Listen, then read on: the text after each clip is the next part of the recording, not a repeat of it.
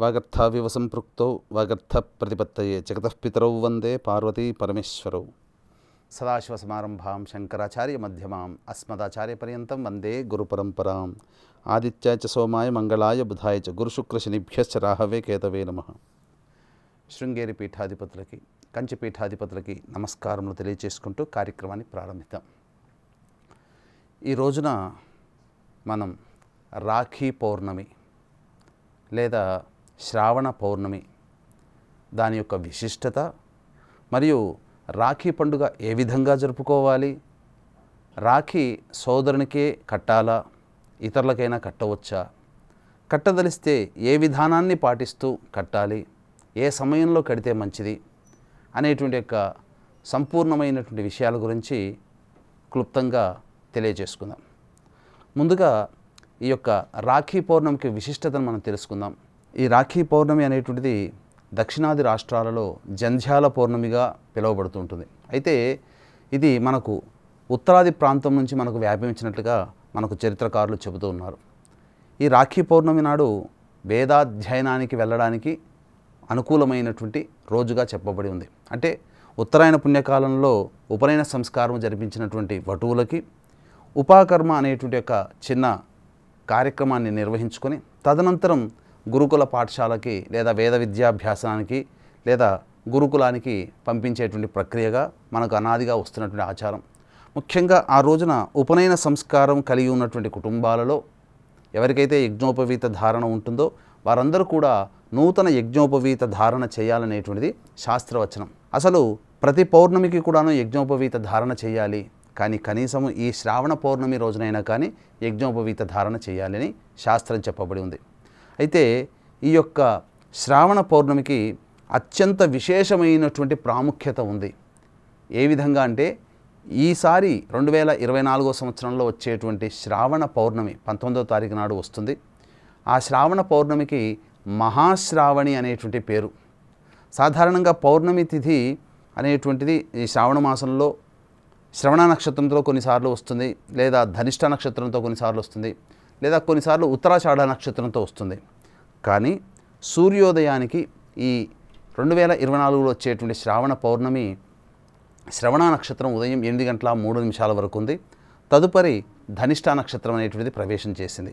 అయితే ఈ శ్రావణ పౌర్ణమి అత్యంత విశేషముగా సోమవారంతో కలిసి వచ్చినటువంటిదిగా చెప్పబడుతుంది. అంటే ఈసారి మనకు సోమవారంతో కలిసి వచ్చింది.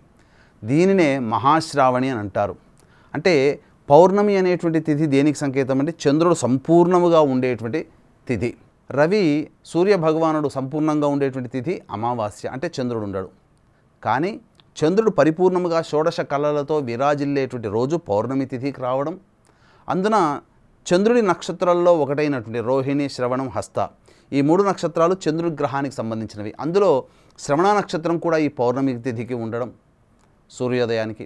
అలాగే సోమవారం కూడా కలిసి రావడము అంటే ఏంటి, సోమవారం నాడు కూడా కలిసి వచ్చింది. అయితే సోమవారం చంద్రునికి ప్రతీక కదా, అందుకనే దీనిని మహాశ్రావణి అనేటువంటి పేరుతో పిలుస్తూ వస్తున్నాం. అయితే ఈ యొక్క సందర్భంగా మనకు ఈ రాఖీ కట్టడం అనేటువంటిది సోదరుని యొక్క భవిష్యత్తు అద్భుతంగా ఉండాలనేటువంటి యొక్క సంకల్పంతో ఈ యొక్క సంబంధించినటువంటి పండుగ విధానాన్ని మనం ఆచరిస్తూ వస్తున్నాం. అయితే ఎక్కడి నుంచి ప్రారంభమైంది, అసలు చరిత్రకారుల ప్రకారమైనా కావచ్చు, పండితాభిప్రాయాల ప్రకారం కావచ్చు, ఎప్పుడు ఈ యొక్క రాఖీ పౌర్ణమి అనేటువంటిది ఏర్పడింది అని అంటే మనకు మొట్టమొదటిగా గుర్తుకొచ్చేటువంటిది దేవాసుర సంగ్రామంలో బలిచక్రవర్తి మీద ఎన్నిసార్లు యుద్ధానికి వెళ్ళినా అపజయం పాలవుతూ వస్తున్నాడు ఇంద్రుడు.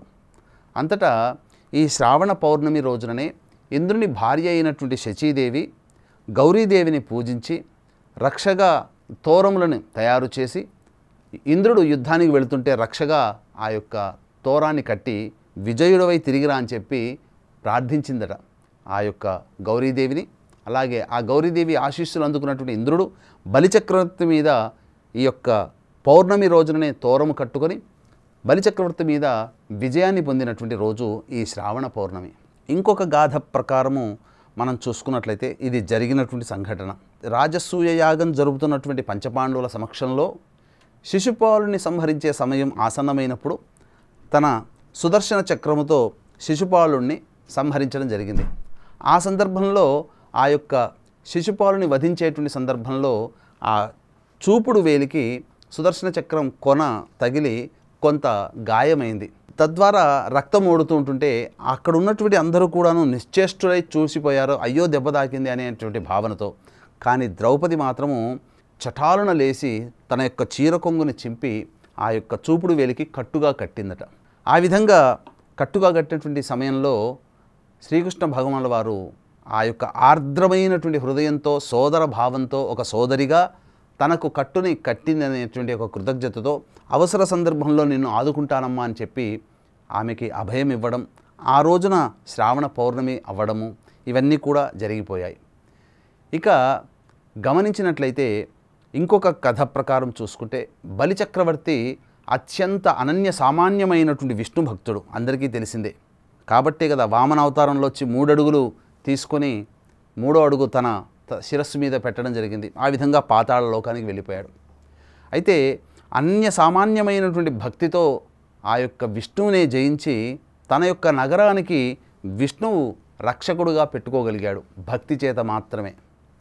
అయితే వైకుంఠంలో లేనటువంటి విష్ణు భగవానుల వారు లేనటువంటి సందర్భంగా మహాలక్ష్మి చింతిస్తూ తన భర్త జాడ కనుక్కునేటువంటి సందర్భంలో దేవతల సహాయంతో బలిచక్రవర్తి దగ్గర ఉన్నాడమ్మా అని తెలుసుకొని బలిచక్రవర్తిని తిరిగి పొందాలనేటువంటి ఉద్దేశంతో శివుని యొక్క ఆజ్ఞ మేర గౌరీదేవిని పూజించి ఆ గౌరీ యొక్క శక్తిని అనుసరించి తోరము కట్టుకొని అప్పుడు బలిచక్రవర్తి దగ్గరికి వెళ్ళి తన యొక్క పతిని భిక్షగా ప్రసాదించమని అడిగింది. అప్పుడు ఆ సందర్భంలో తోరము బలిచక్రవర్తికి కట్టింది. ఆ విధంగా సోదర భావంతో కట్టినటువంటి సందర్భంగా ఆ యొక్క సోదరి యొక్క కోరికను తీర్చాలనే ఉద్దేశంతో విష్ణు భగవాన్ని తిరిగి వైకుంఠానికి సాగనంపారు బలిచక్రవర్తి. ఆ రోజున శ్రావణ పౌర్ణమి అయింది.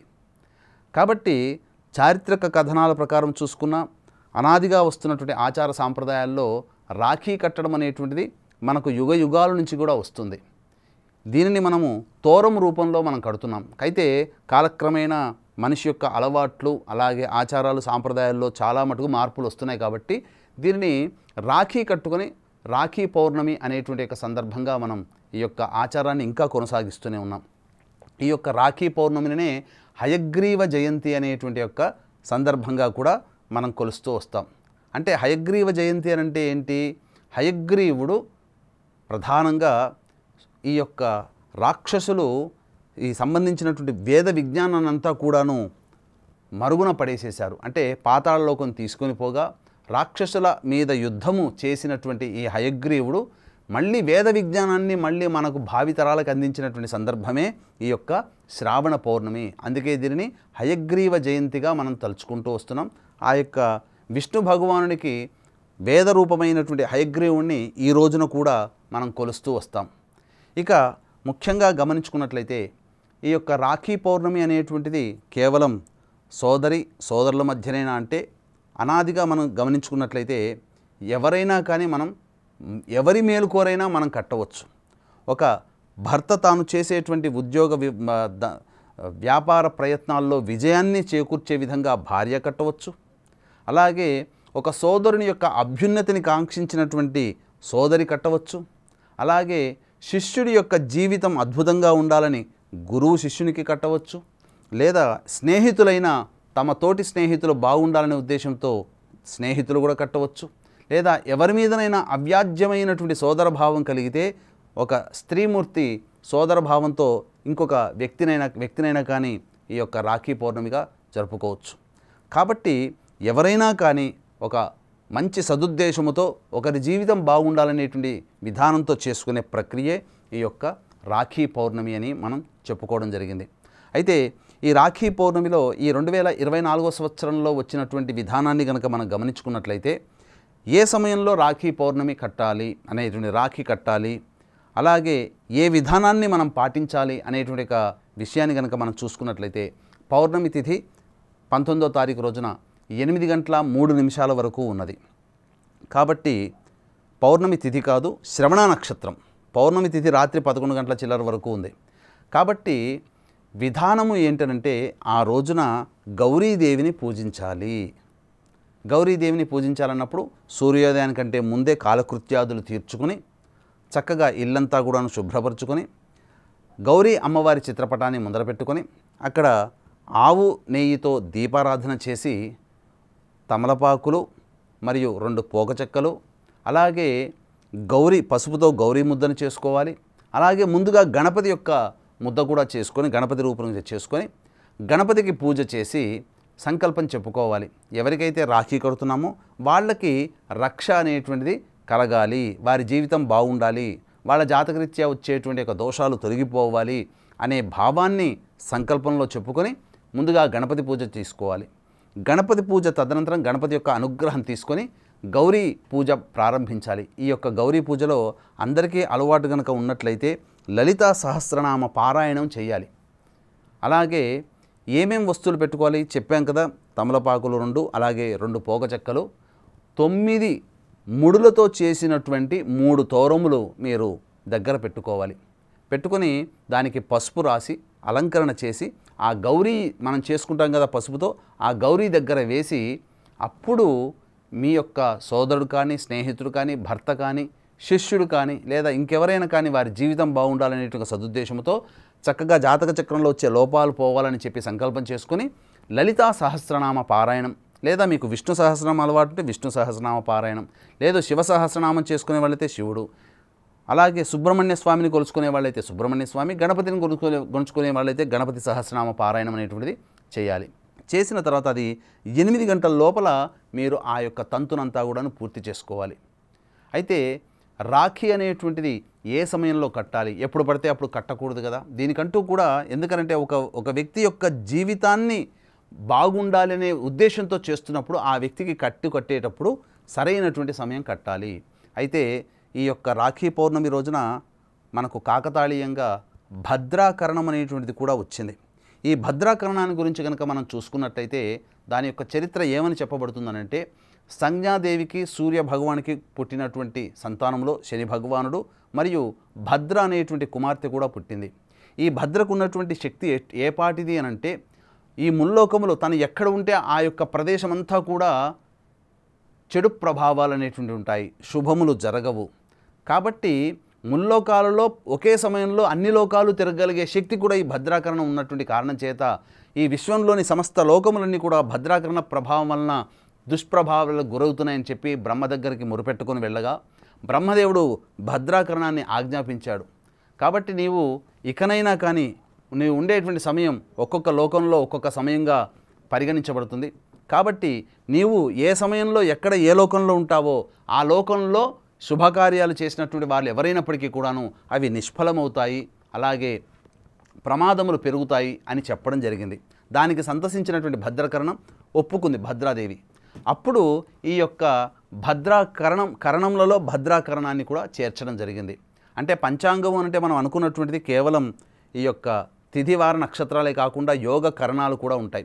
27 యోగాలు 27 నక్షత్రాల్లాగానే అలాగే 11 కరణములు అనేటువంటివి ఉంటాయి. ఇందులో భద్రాకరణం, ఈ భద్రాకరణం ఉన్నటువంటి సమయంలో మీరు ఎటువంటి శుభకార్యాలు చేసినా వీక్షించేటువంటి బిగ్ టీవీ ఆధ్యాత్మిక ప్రేక్షకులు గమనించాలి, ఎటువంటి శుభకార్యాలు చేసినప్పటికీ కూడా అవి నిష్ఫలమవుతాయి. దీనికి ప్రధానమైనటువంటి ఉదాహరణే ఈ యొక్క శ్రావణ పౌర్ణమి రోజుననే రామరావణ సంగ్రామం జరిగేటువంటి సందర్భంలో శూర్పణఖ ఈ భద్రాకరణం ఉన్నటువంటి సమయంలోనే రావణాసుడికి రాఖీ కట్టడం, తద్వారా ఏర్పడినటువంటి దుష్ప్రభావాల వల్ల రామరావణ సంగ్రామంలో రావణుడు హతమవ్వడం ఇవన్నీ జరిగిపోయాయి.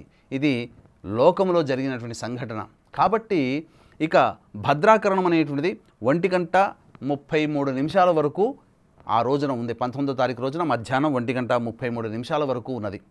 కాబట్టి సూర్యోదయం నుంచి మధ్యాహ్నం 1:33 వరకు ఎవరికైనా కానీ రాఖీ కట్టడానికి అనుకూలమైనటువంటి సమయము కాదు. కాబట్టి ఏ సమయంలో కట్టాలి, మరి వర్జ్యము దుర్ముహూర్తాలు అనేటువంటివి కూడా చూసుకోవాలి. దుర్ముహూర్తము 12 గంటల నుంచి 1:15 వరకు దుర్ముహూర్తం ఉంది. తిరిగి మరలా 3:15 నుంచి 3:54 వరకు దుర్ముహూర్తం ఉంది. అయితే సమయం ఎటువంటి సమయంలో కట్టాలి అనుకున్నప్పుడు మనం హోర కూడా చూసుకోవాలి. కట్టేటువంటి సమయంలో కట్టేటువంటి సమయంలో ఉన్నటువంటి లగ్నానికి బలం ఉందా లేదా చూసుకోవాలి. కాబట్టి 2 గంటల 3 నిమిషాల వరకు కూడా, అంటే 1:03 నుంచి 2:03 వరకు చంద్రహోర ఉంటుంది. కాబట్టి 1:33 వరకు భద్రాకరణం ఉంది. కాబట్టి 1:35 నుంచి 2:03 మధ్యకాలంలో ఉన్నటువంటి సమయము సుప్రసిద్ధమైనటువంటి అనుకూలమైనటువంటి సమయముగా చెప్పబడి ఉంది. కాబట్టి 1:35 నుంచి 2:03 కాలంలో ఆ సమయంలో చంద్రహోర నడుస్తుంది. అప్పుడు వృశ్చిక లగ్నం కూడా నడుస్తుంది. వృశ్చిక లగ్నము స్థిర చర ద్విస్వభావ లగ్నాలలో స్థిర లగ్నం. కాబట్టి మీరు ఏ మంచి భావంతో సోదరుడికి కానీ, భర్తకి కానీ, గురువు శిష్యుడికి కానీ, అలాగే స్నేహితుడికి కానీ కడతారో వారి జీవితంలో చాలా మార్పులు చోటు చేసుకుంటాయి, శుభ పరిణామాలు చోటు చేసుకుంటాయని చెప్పవచ్చు. ఎందుకంటే ఆ సమయంలో కట్టేటువంటి సమయంలో ఆ ముహూర్త లగ్నానికి అష్టమ శుద్ధి ఉంది. ఇక్కడ అష్టమ శుద్ధి అనేటువంటి దానికి ఒక చిన్న ఉదాహరణ చెప్తాను. హరిహర బుక్కరాయల వారు సామ్రాజ్య స్థాపన చేస్తున్నప్పుడు శృంగేరి పీఠాధిపతులైనటువంటి విద్యారణ్యుల వారిని సంప్రదించినప్పుడు ఒక ముహూర్తం పెట్టారు. అద్భుతమైన ముహూర్తం. ఆ చంద్రార్కం మీ వంశం వాళ్ళు పరిపాలిస్తారని చెప్పగా ఆ ముహూర్తం కంటే కొంత పరధ్యాసతో ఉండి కొంత ముందుగానే ఆ యొక్క రాజ్యస్థాపన అనేటువంటి చేయడం జరిగింది. దీన్ని తెలుసుకున్నటువంటి విద్యారణ్య స్వాముల వారు భవిష్యత్తుని ఆలోచన చేసి కేవలం 400 సంవత్సరాలు మాత్రమే మీ యొక్క రాజ్యము పరిపాలన చేస్తుంది, మీ యొక్క వంశము అని చెప్పడం జరిగింది. అది అనుకున్నట్టుగానే ఆ ముహూర్త ప్రభావం వల్లనే 400 సంవత్సరాలు మాత్రమే ఈ యొక్క భారతదేశాన్ని విజయనగర రాజ్యములు పరిపాలించారు. తదనంతరం బ్రిటిష్ వారి వశమైపోయింది. ఈ విధంగా మనం చూసుకున్నట్లయితే ఇక్కడ ప్రధానముగా ఈ సంబంధించినటువంటి ముహూర్తం చాలా ప్రాధాన్యమైనది. కాబట్టి 1:30 నుంచి 2:03 వరకు చంద్రహోర, అష్టమ శుద్ధి ఉన్నటువంటి ముహూర్తము. కాబట్టి ఈ సమయంలో మీరు చేసుకోండి. ఇక మళ్ళీ ఆ సమయం తప్పితే ఇంకెప్పుడైనా చేసుకోవచ్చునానంటే 3:03 నుంచి 3:15 వరకు మధ్యకాలము గురుహోర నడుస్తుంది. అప్పుడు ధనుర్లగ్నం అవుతుంది. ఆ సమయంలో కూడా అష్టమ శుద్ధి ఉంది. కానీ విశేషించి మాత్రము 1:33 నుంచి 2:03 వరకు మాత్రమే చాలా శుభ సమయంగా చెప్పవచ్చు.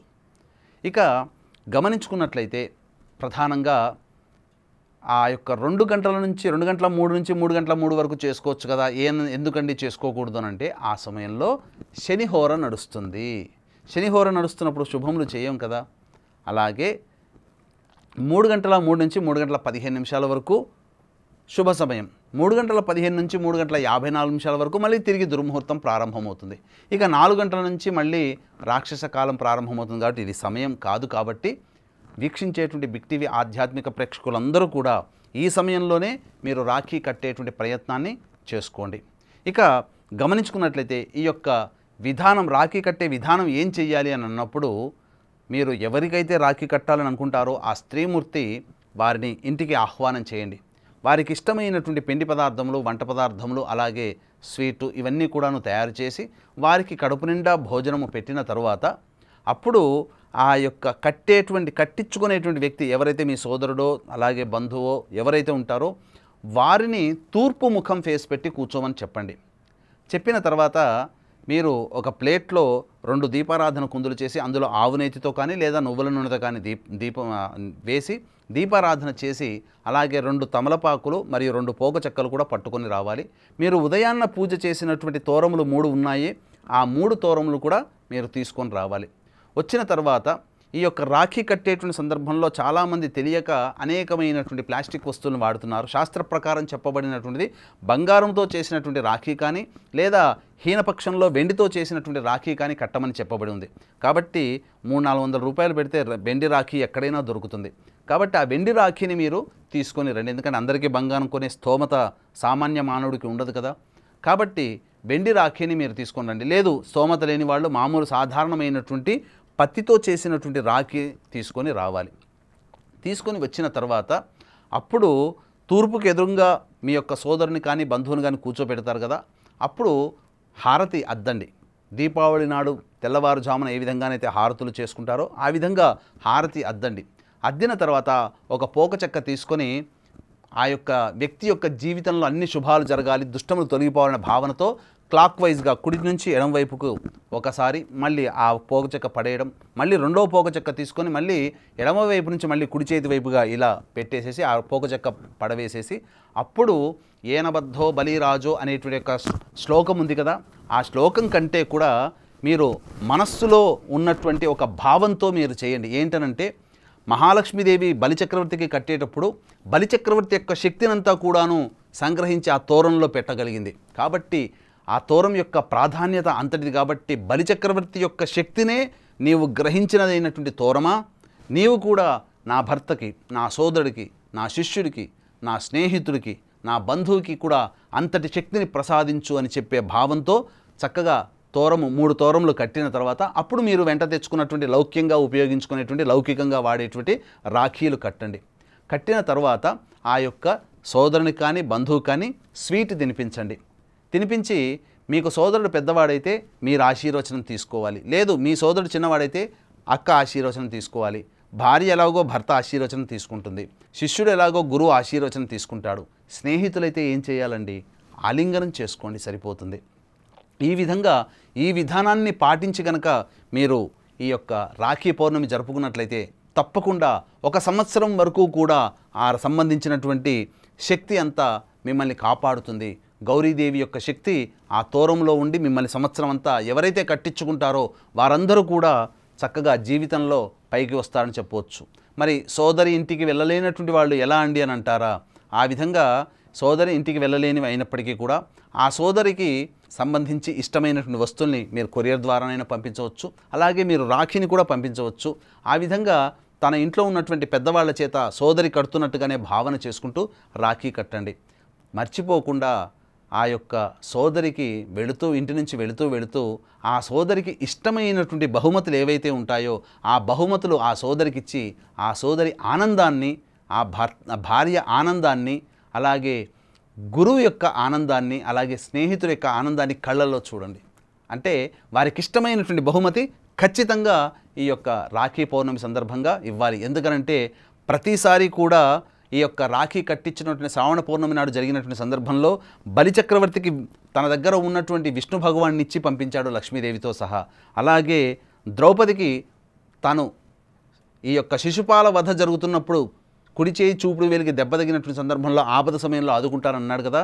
ఒక చీర కొంగు చింపి చిన్న పోగులాగా కట్టినందుకే ఆమెకి ద్రౌపది వస్త్రాపహరణం జరిగిన సందర్భంలో ఆమెకి మానభంగం కలగకుండా పూర్తిగా వస్త్రాలన్నీ కూడాను అందించినటువంటిదిగా మనకు చెప్పబడి ఉంటుంది.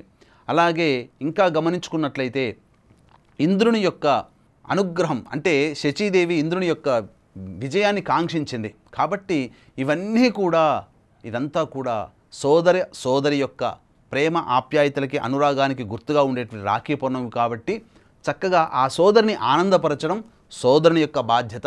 భార్యని ఆనందపరచడం, శిష్యుని ఆనందపరచడం, స్నేహితుని ఆనందపరచడం కూడా ఈ విధమైనటువంటి కార్యక్రమంగా మనం చెప్పుకోవచ్చు.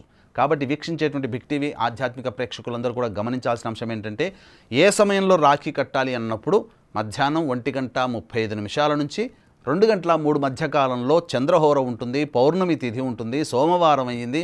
ఇన్ని రకాలైనటువంటి శుభలక్షణాలు కలిగినటువంటిది. మరియు లగ్నము వృశ్చిక లగ్నం స్థిర లగ్నం అయింది. లగ్నాన్ని లగ్నాధిపతి అయినటువంటి కుజుడు మరియు గురువు కూడా వీక్షణ చేస్తున్నాడు. ఇక్కడ మీకు రావచ్చు వీక్షించేటువంటి ప్రేక్షకుల్లో పండితులు కూడా ఉంటారు. కుజుడు పాపి కదా, మరి కుజుడు లగ్నాన్ని చూస్తున్నప్పుడు అనంటే శుభకరుడు అయినటువంటి గురువుతో కలిసినటువంటి పాపి కూడా శుభమైపోతాడు. కాబట్టి తప్పకుండా యోగాన్ని కలిగించేటువంటి అద్భుతమైనటువంటి సమయం 1:35 నుంచి 2:03 మధ్యకాలంలోనే రాఖీ కట్టుకోవడం చాలా శ్రేష్టం అని చెప్పడంలో ఏమాత్రం సందేహం లేదు. For more videos like this, subscribe Big TV channel.